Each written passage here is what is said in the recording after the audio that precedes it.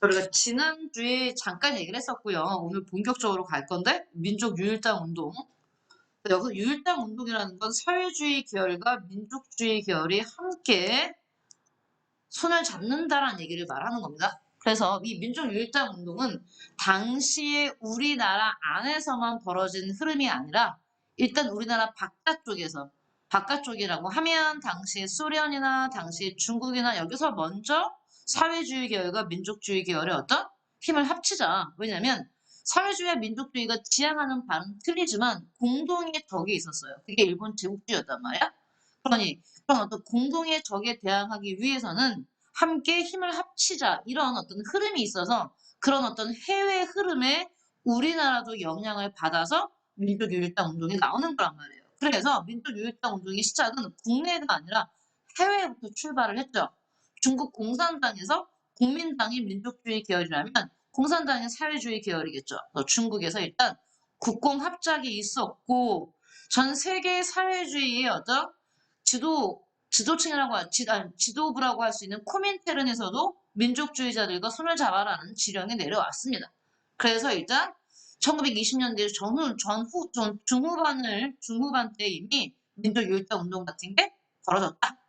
그래서 그러면 우리나라 이제 한국사에서 민족유일당 운동의 시작으로는 국내가 아니라 일단 만주인데 우리 무장독립운동에서 만주에서 여러 개의 독립군 부대들이 이제 하나로 합치는 어떤 움직임이 나타나는데 그게 바로 뭐였다? 삼구였다. 참정신. 그냥 참정신으로 만들어지고 다시 이게 민족주의 계열과 사회주의 계열이 다시 힘을 합치는 게 그러면 바로 북만주와 남만주의 두 개의 부서로 나눠지는 겁니다. 뭡니까 이게? 그래서 민족유일당 운동에서는 예를 봐야 됩니다. 예. 이게 민족유일당 운동 부분에 해당하는 무장독립운동 파트예요. 남만주, 북만주, 남만주의 국민부, 북만주의 혁신회회. 한족총연합회라는 명칭보다 우린 이게 더 오래됐죠. 그래서 북만주의 혁신의회, 남만주의 국민부.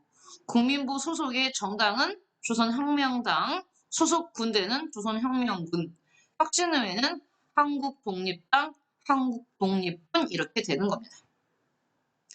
그래서 이게 시험에 나오면 뭐와 관련된 키워드입니까? 민족 유일당 운동과 관련된 키워드입니다. 남만주, 북만주. 자, 그러면 일단 볼게요. 지난주에도 미스의 협정도 설명했었죠. 미스의 협정은 일본이 일본 제국주의가 독립군을 좀 더 효과적으로 잡기 위해서 만주에서 활동했던 당시 중국 군부들과 계약을 맺은 거지. 니네가 만주 군벌 너희가 조선 독립군을 한 명씩 잡아주면 주당 얼마씩 쳐주겠다. 이것 때문에 사실 만주에서 독립군 부대가 활동하는데 굉장히 힘들었어요. 왜냐하면 일본이 잡는 게 아니라 중국이 잡고 있기 때문에.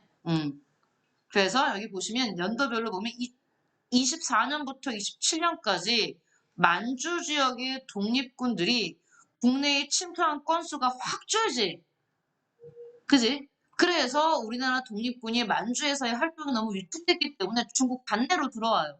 계속 얘기하지만 만주는 중국 관내가 아니야. 만리장성 바깥쪽이야. 중국 관내라고 말하는 건 만리장성 안쪽. 즉 중국 애들이 진짜 자기네들의 본토라고 믿는 부분. 글로 내려옵니다. 그러니까 만주는 북쪽이에요.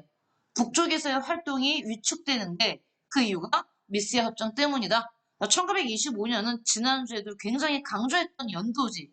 국내에서는 1925년에 조선공산당이 창당되고 또 일본이 치안유지법을 만들어서 조선공산당은 만들자마자 불법 조직이 됐다. 지하로 내려가고 그치 활동을 제대로 못한다.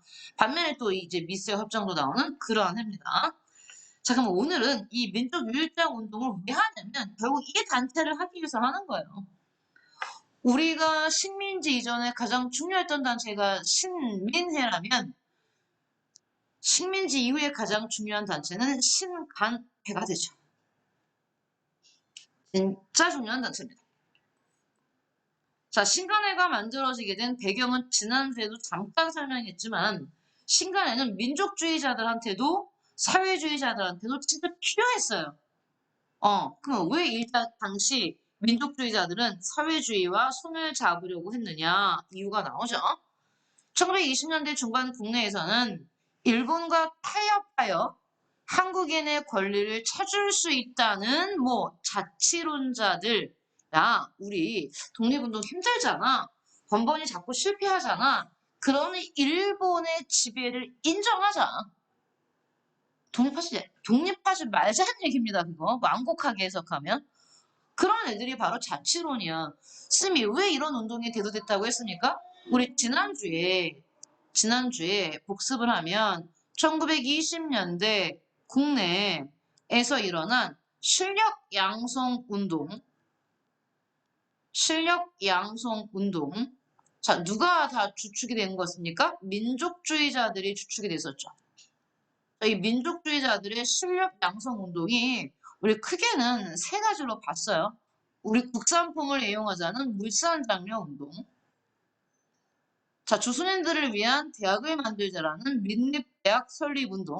물론 20년대 후반이 되지만, 자, 문명 특징 알아야지만 우리가 저항할 수 있다. 그러니 먼저 글자를 알자. 문명 퇴치 운동 같은 이런 실력 양성 운동을 벌였는데 결과적으로는 다 뭐했습니까? 실패했다겠지. 오케이. 성공하면 사이가 돈독해지지만 실패하면 실패의 원인을 상대에게 돌립니다. 그러면서 실패했기 때문에 다시 민족주의자들 사이에서 갈라진다 그랬지. 야, 우리가 이렇게 해도 안 되네? 일본의 식민지 지배를 인정해야 되네? 라고 하면서 자치론자들이 등장을 했고요. 얘네가 다수라고, 다수. 민족주의 다수가 다 자치론으로 가버려요. 이렇게 자치론으로. 자, 하지만 아니야. 무슨 소리야. 절대 일본과는 타협할 수 없어. 라는 비타협적 민족주의가 생기는 거죠. 민족주의자들. 근데 이들은 너무 소수였어요. 너무 소수였습니다. 여기 나오죠? 비타협적 민족주의자들. 이들은 자치운동을 경계하면서 그래서 신영왕성운동 실패하고 나서 민족주의 계열 자체가 너무나 소수였기 때문에 얘네는 독립운동할 수 있는 인원이 필요했죠. 독립운동을 혼자 할 수는 없잖아요. 정말 강력한 인원이 필요한데 그 인원을 가지고 있는 게 누구였다? 사회주의자들이었다는 얘기입니다. 아, 그래서 당시에 민족주의자들은 사회주의가 필요했구나. 사회주의자들이 서로 필요했구나. 그래서 연대합니다. 한편 여기서 2번 써야죠. 사회주의자들은 사회주의자들대로 어려움을 겪고 있었어요. 아까 잠깐 언급했던 이 치안유지법 때문에 그렇지. 만들자마자 불법단체가 되니 얼마나 의욕이 꺾이겠어요. 불법단체가 됐다는 얘기는 간판을 걸고 활동을 할 수 없다는 얘기입니다. 공개적인 활동을 할 수가 없는 거예요. 다 지하로 들어가야 되는 거지. 이렇게 치안유지법 같은 일본의 강력한 탄압 때문에 어려움을 겪었어. 조직도 있고 인원도 있는데 활동을 할 수가 없는 거야. 민족주의자는 활동은 할 수 있는데 조직도 없고 인원도 없는 거야. 와우. 서로가 서로에게 필요한 걸 상대가 갖고 있었죠. 방법은요. 연합하면 되겠지. 그래서 뭐 하는 거야? 서로가 서로에게 연합의 필요성을 느꼈다. 이런 가운데 해외에서 움직임이 있는 거 아니야. 사회주의자들과 민족주의자들의 합작이. 그래서 1926년 비타협적 민족주의자들은 일부 사회주의자와 함께 얘 꼭 기억해야 되는 단체입니다. 선생님 아직까지 그 단체를 그렇게 강조하지 않았는데 지금까지 이 신간의 전에 조선민흥회라는 단체 기억하세요. 그러면 조선민흥회 역시 민족주의자와 사회주의자가 연합한 단체인데 자 누가 주체적으로 이 단체를 끌었느냐 뭐야 얘네가 먼저지 비타협적 민족주의자들이 얘네가 주체야. 얘네가 주체가 민족주의자들이 주체가 되어서 여기에 누가 들어온 셈이야? 사회주의자들이 들어온 셈이야. 그러니까 일단 조선 민흥회는 민족주의자들의 주도로 사회주의자들이 참가한 형태야. 그리고 이번엔 그러니까 여기다 A라고 쓰면요. B는요. 이번엔 사회주의자들이 주도해서 일부 민족주의자들이 여기에 동의한 게 바로 이겁니다. 정무회 선언입니다. 그래서 얘는 구별해 주셔야 돼요. 시험에 잘 나옵니다. 둘 다 민족 유일당 운동이고, 둘 다 연합이지만, 누가 주체가 되었냐가 중요해요. 조선민흥회는 민족주의자들이. 정우에서는 사회주의자들이 주체가 돼서 비타협적 민족주의자들과의 제휴를 주장했다. 그래서 A, B로 나눠서 봐주시고요. 그러면 아까 선생님이 설명했던 얘기를 또 합니다. 여기에는 중국의 영향, 중국의 제1차 국민당, 공산당 합작, 그 다음에 전 세계 사회주의 지도부인 코민테른이 뭐라고 말했다고? 야, 정말 약소 국가들이 제국주의 국가로부터 독립하기 위해서는 민족주의자들과 뭐해라? 함께 합쳐랍니다. 통일, 전선, 공동의 적을 대항해라. 누구와 함께? 민족주의자들과 함께 해서 민족 통일 전선론. 그 다음 중국에서 활동 중인 민족 운동가들의 민족 유일당 운동. 그러면 다시 우리 얘기를 나눠봅시다. A의 영향, B의 영향, C의 영향을 다 받아서 뭐가 나왔다는 얘기입니까? 신간회가 나올 겁니다. 국내에서. 알겠죠? 얘네 객관식 문제로 내기가 좋겠지. 신간의 결성에 영향을 미친 것들 뭐가 나와? 5개 다 나오는 거야? 그 중에 하나 빼면 되겠지. 조선민흥회, 정우회선언, 그 다음에 중국의 1차 국공합작, 코민테른의 민족통일정선, 그 다음에 중국에서 활동가들의 민족유일당 운동 이 5개가 다 뭐 영향을 미쳤다고요? 신간의 창당에 영향을 미쳤다는 얘기입니다. 해서 이런 어떤 배경들을 깔고 드디어 우리 연도를 지난주에도 강조했고 1907년 신민의 1927년 신간에 딱 20년 만이랬지. 1911년 신민에 깨지고 1931년 신간에 깨져요. 와우 이렇게 따기도 힘들잖아. 따기도 힘들어. 27년 2월 신간회가 창립됩니다. 여기 보면 한번 그대로 읽을게요. 신간회 창립 총회 뭐 번역해놨네요. 한문을 번역해줘서 15일 밤 청년회관에서 개최 민흥회와 신간회의 합동 성립 여기 조선 민흥회 얘기하는 겁니다. 민흥회는 신간회의 창립을 알리는 신문기사가 27년 2월 14일자로 나왔네요. 2월 14일이요? 무슨 날이죠? 2월 14일이 무슨 날인지 몰라? 모르면 넘어갈게요. 진짜 몰라? 알았어요. 안 가르쳐 줄 겁니다. 궁금하면 찾아보세요. 회장에는 이상재 선생, 부회장에는 홍명기 선생이 선출했다. 신간에 언제부터 꺼져 있었던 거죠? 얘가? 자, 해서 신간의 얘기를 계속 하고 있고요. 신간에는 전국의 지회를 두었다. 많을 때는 140여 개가 넘었다. 정우의 선언을 사회주의 계열이 주도했다라는 걸 어디서 볼 수 있냐면 이 앞에 이런 표현을 쓰죠. 계급적이라는 표현을 씁니다. 계급이라는 단어 자체가 사회주의족에서 온 용어이기 때문에 앞으로 어떤 지문을 읽을 때 한국사 지문을 읽을 때 계급적이라는 표현이 앞에 무슨 냄새를 맡아야 돼? 사회주의 냄새를 맡아야 돼. 이게 앞글자 앞부분에 남았어. 따라서 민족주의적 세력에 대하여는 그 부르주아 민족주의적 성질을 명백하게 인식하는 동시에 그냥 민족주의가 아니고 뭐라 했어? 부르주아 민족주의라고 했잖아요. 사회주의자들이 원하는 건 노동자가 주인이 된 세상인데 그 노동자의 반대편에 노동자 계급을 착취하는 대상으로서 누가 있냐면 부르주아가 있어요. 그런데 이 앞에 민족주의 앞에 왜 부르주아를 붙이는 거야? 민족주의를 이끄는 사람들이 대부분 당시로 말하면 사회 지도층, 즉 일반 농민이나 노동자는 아니란 얘기예요. 어느 정도 배우고 재산도 있고, 그지? 그러니까 민족주의를 이끌었던 인물들 자체가 부르주아적이기 때문에 부르주아 민족주의라고 말합니다. 굉장히 비판을 하는데 이때는 뭐야? 얘네들과도 손을 잡자는 얘기를 하고 있죠. 인식하는 동시에 과정적 동맹자적 성질도 충분히 승인해요. 야, 니네 민족주의자들 부르주아적인데 그럼에도 불구하고 지금은 뭐 할 때야 우리가 힘을 합칠 때야 라고 말을 한 겁니다. 어쨌죠? 어쨌든 정오에서는 나오면 신간의 전 단계라는 거 봐두세요. 자, 그럼 이제 신간에는 1927년 공개단체로 만들어졌고 우리나라 최대의 단체겠지. 왜냐면 민족주의자들의 어떤 공개성과 사회주의자들의 조직과 인원이 다 들어가 있잖아. 그다음에 처음이자 마지막이 됐지. 우리나라 독립운동 사상 아니 독립운동 이후에도 그렇잖아요. 민족주의자들과 사회주의자들이 손을 잡은 처음이자 마지막 단체 신간의 신간의 활동 첫 번째 전국에 지부가 있었기 때문에요.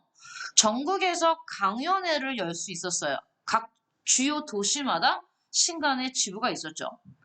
강연회를 열어 민중을 계몽하고 선생님 애국계몽운동단체예요? 실력양성운동단체인가요? 왜 민중을 계몽하죠? 얘네 여기 민족주의자들 들어와 있잖아요. 그 민족주의자들이 아까 뭐 했던 사람들이야? 실력양성운동 했던 사람들이잖아. 있어요. 민중을 계몽하고 일제히 식민 통치 정책을 비판했다. 이건 확실히 사회주의 냄새 나죠? 왜? 사회주의자들 들어있잖아요. 그러니까 활동이 민족주의자들과 사회주의자들의 활동이 다 들어있습니다. 여기 보시면 노동, 농민, 청년, 여성운동 등 사회운동을 적극적으로 지원했다. 신간에는 1929년에 일어난 20년대가 끝나가니 1929년에 어떤 사건이 있었냐면 원산 총파업 사건이 있었습니다. 당시 원산은 지금은 북한에 있는 이 도시가 당시에만 하더라도 우리나라에서 국내에서 공업이 굉장히 왜냐면 당시 공업은 북한 쪽에 많이 발달했어요. 우리나라 한반도의 지형을 보면 남한은 평야가 많고 북한에 산이 많잖아. 지하 자원이 많아요. 그러니까 공업이 대부분 북한 쪽에 많이 발달했습니다. 그래서 원산 총파업, 파업이라는 건 우리가 지금은 대한민국 헌법에 노동자들의 기본권에 노동 3권이라고 해서 파업의 권리가 헌법에 보장된 권리였죠. 노동권, 노동자들의 권리라는 개념 자체는 크게 사회주의에서 빚을 많이 졌어요. 왜냐면 사회주의자가 노동자들이 주인이 되는 세상이었잖아. 그 노동자 최고 사상 아니야. 그러니 이런 파업이란 말 들어도 느낌 와야 돼. 뭐? 사회주의구나. 이렇게. 사회주의구나. 원산 총파업을 지원하고 함경남도 갑상군 화전민 사건의 진상을 규명하는 등 다양한 활동을 전개했다. 정리할게요. 전국에서 강연회를 열었어. 농민, 청년, 여성 같은 사회운동을 지원했어. 원산 총파업에 또 지원을 했어. 이 화전민 사건의 진상규명단을 보내기도 했어. 가장 중요한 건 뭡니까? 우리 지난주에 했었던 학생운동 역시 29년이었습니다. 광주 학생 항일운동이 일어났을 때 신간에는 발표하세요.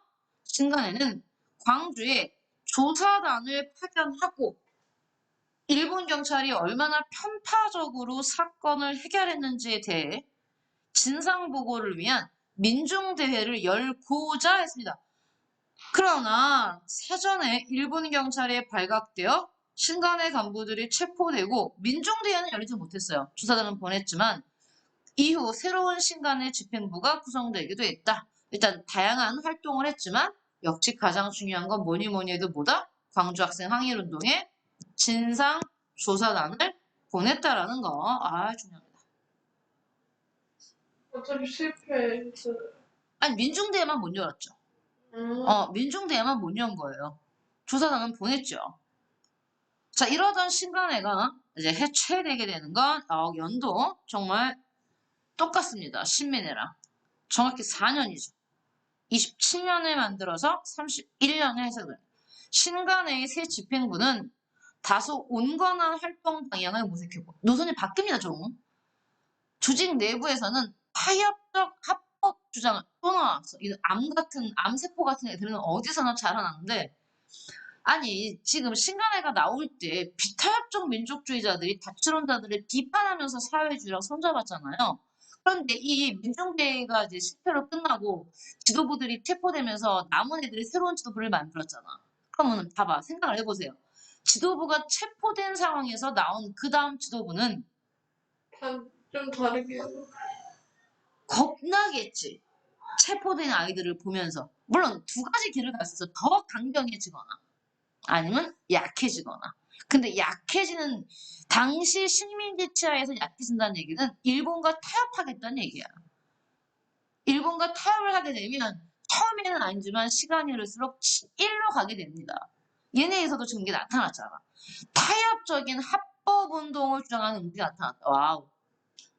암세포 같은 애들 잘하기 시작했죠. 한편 28년 자 이게 지금 신간회가 한 번에 해소된 게 아니에요. 차근차근히 신간회가 깨질 균열의 조짐을 보였다는 얘기입니다.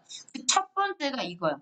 신간회 내부에서 야 우리 그러지 말고 일본이랑 일본의 어떤 지배를 좀 인정하면서 이런 얘기를 하는 거야. 어떤 이런 움직임. 게다가 사회주의의 지도격이었던 코민테른이 28년에 얘기합니다. 야, 안 되겠어. 민족주의자들과 힘을 합쳐봤는데 얘네는 너무 아이들이 반동적이야. 반동적이다가 굉장히 기회주의적이야. 틈만 나면 얘네들은 막 제국주의자한테 붙으려고 그래. 민족주의자들은. 그러니 얘네를 이제 제껴! 이렇게 되는 거야. 그리고 민족보다는 뭐 하래? 노동자 계급 우선, 계급 우선의 운동 우선을 채택하자. 이렇게 나옵니다.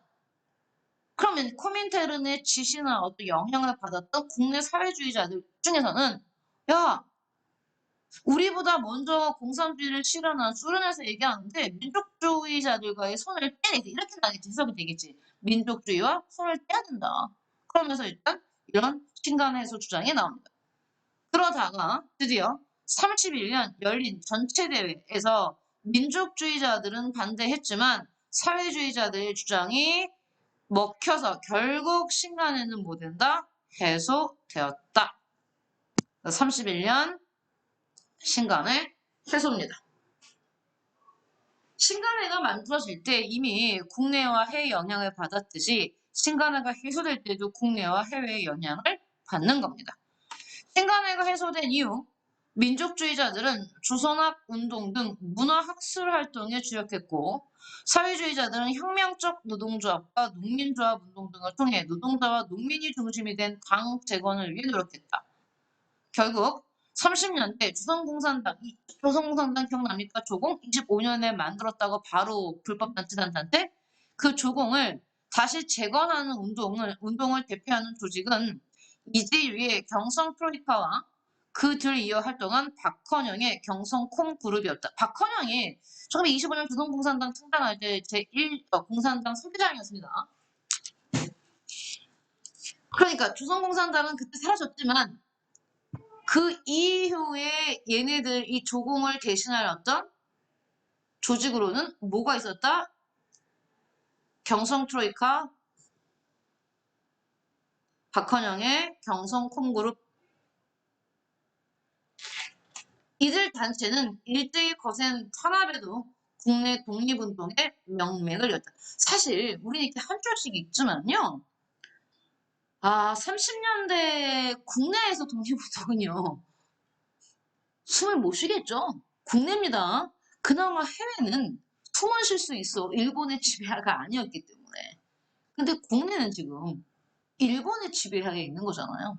게다가 선생님 지난주에 잠깐 얘기했는지 몰라도 당시 일본의 군국주의자들, 군부 지도자들과 제국주의자들이 진짜 세상에서 가장 싫어하는 게 공산주의자들이거든. 그러니까 똑같은 독립운동가를 체포해도 민족주의 계열 독립운동가와 공산주의 계열 독립운동가는 달랐어요. 왜?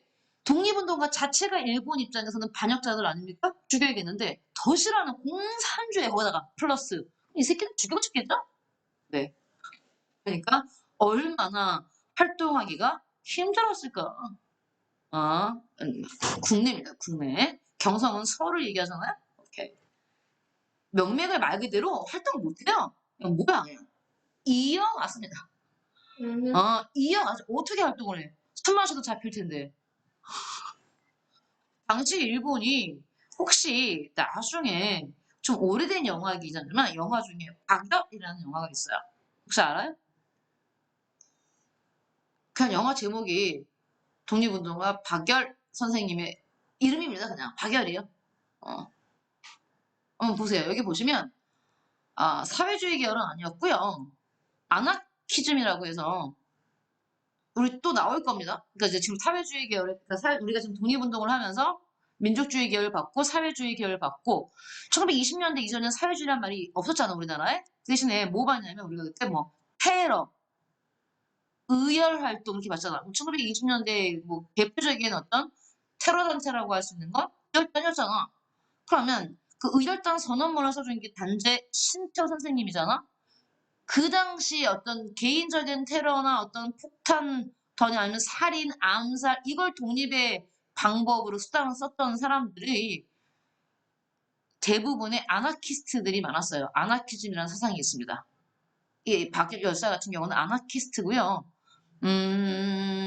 거기 보면 또 전 세계 왜냐면 아나키스트들이 어떻게 사회주의랑 공통점이 뭐냐면 국가의 국경을 중요하게 여기지 않아요. 인종, 국경 이런 거 필요 없이 전 세계 사람들은 동등하다. 국제주의자들이 많아. 그래서 일본의 아나키스트들이 우리나라의 독립운동에 도움을 줘요. 같은 아나키스트이기 때문에. 얘네들은 제국주의 어떤 식민지 지배 이걸 반대하거든. 보면 나중에 영화를 한번 보세요. 재밌어요. 자, 어쨌든 신간의 해소를 둘러싼 갈등. 그러니까 신간회가 뭐 쉽게 금방 해체됐겠어요? 해체에 대해서 찬성하는 사람도 있을 거고 반대하는 사람도 있을 거고 그렇겠죠. 그래서 연도를 보시면 30년대로 이미 우리가 넘어왔구나. 우리는 1920년대 국내에서 1930년대로 지금 넘어온 겁니다. 알겠죠? 음. 자, 이거 한번 재미로 해볼까요? 재미로? 1920년대 홍범도 나오면 1920년대 만주 무장독립운동의 시작이었습니다. 그죠? 무장독립운동의 시작은 봉오동 전투부터 출발을 했죠. 순서가 봉오동 전투, 홍범도, 대한독립군, 그 다음에 같은 20년에 봉오동 전투보다 좀 더 컸던, 훨씬 더 규모가 컸던 게 청산리 대첩은 물론 여러 독립군 부대의 연합작전이었지만 이때는 김자진이 이끄는 무슨 부대였죠? 중광단 대종교 선생님이 어떻게 그랬어? 중광단 대종교 북로 군정서 군이죠. 중대북. 그래서 김자진이 이끌었던 독립군 부대 이름은 북로 군정서 군입니다. 그래서 봉오동 전투가 있었고 두 번째 청산리 대첩이 있고 나서 일본이 전술을 바꾸지. 독립군 부대가 다이다이 붙어 싸우는 건 얘네들한테 불리했잖아요. 지형도 모르고. 그래서 그러면 독립군에게 인적 자원과 돈을 대주는 조선인들을 죽이자. 합리적인 방법이에요, 이게 훨씬. 그래서 간도에 조선인 마을을 습격해서 조선인들을 죽이는 게 간도 참변이었습니다. 그러니까 자유시 참변이 아니라 간도 참변이 되는 거죠. 자유시는 러시아에 있죠. 그리고 1919년 김원봉의 주도로 뭔 개소리입니까? 한 애국단은 1930년대 김구 선생이 만든 의열단체고요. 약산 선생님이 만든 건 의열단이죠. 얘도 다 연도도 틀렸고 이름도 틀렸다. 자, 이제 나왔네요. 우리가 지난주에 했었던 1920년대 국내 민족주의자들의 실력 양성 운동, 물산장려운동, 평양, 조만식, 조선 물산장려회 한 마치면 되겠네. 이건 민립 대학 설립 운동이겠지? 그래서 조선 민립대학 기성회. 농촌개혁운동의 문자보급은 조선일보 브브나로드 민중 속으로 동아일보. 그래서 문자보급은 조선일보, 분화로드 운동은 동아일보. 그 다음에 이제 정말 중요했던 1920년대 국내 학생운동. 대표적인 학생운동으로는 60만 세 운동이 1926년, 연도 강조했어요.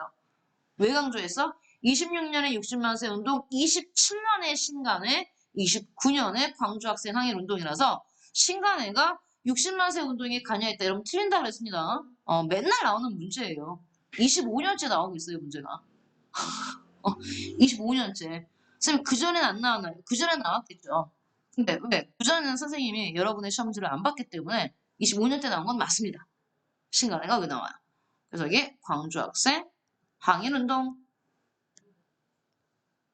근데 이때 순종 사망일 때 열렸는데 조선공산당 천도교 학생단체가 시위를 기획했는데 사전에 발각돼서 결국 학생들의 주도로 시위가 전개됐고 이때 우리가 좌우 합작을 하자라는 얘기들이 나와서 이걸 뭐라고 쓸까요?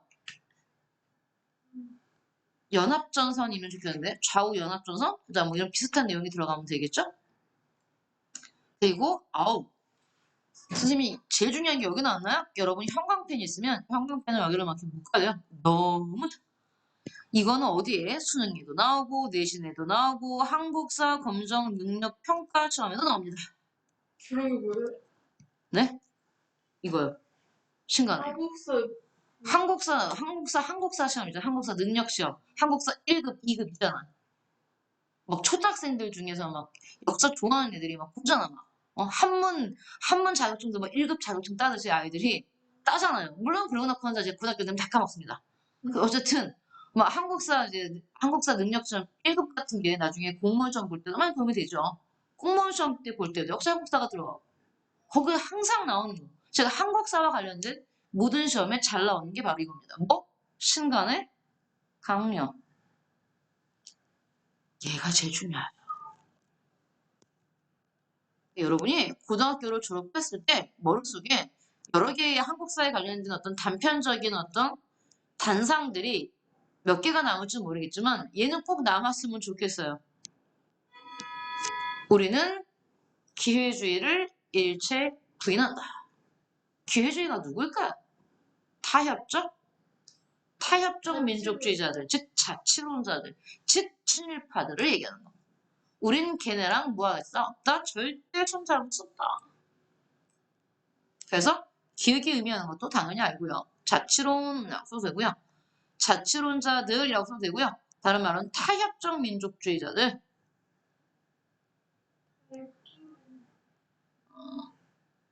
더 나아가서는 친일파들. 얘네랑은 절대 손잡을 수 없다. 이게 신간입니다, 무조건. 신간의 강령. 선생님도 이 문제를 풀었어요, 고등학교 때.